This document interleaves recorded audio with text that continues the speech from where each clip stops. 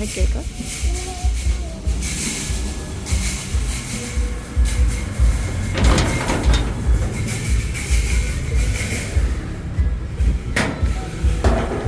Ê, ta khéo lên ấy, gạt lan cái bốc.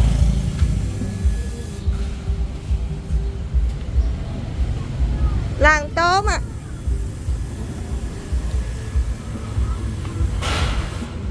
Ê, play.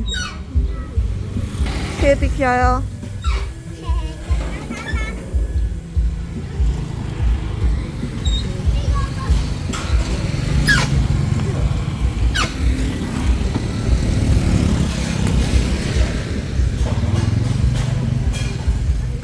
Lan lên một tô.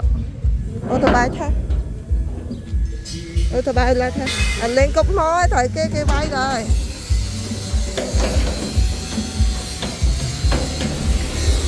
Ô tô bay lên thôi. Lên thôi.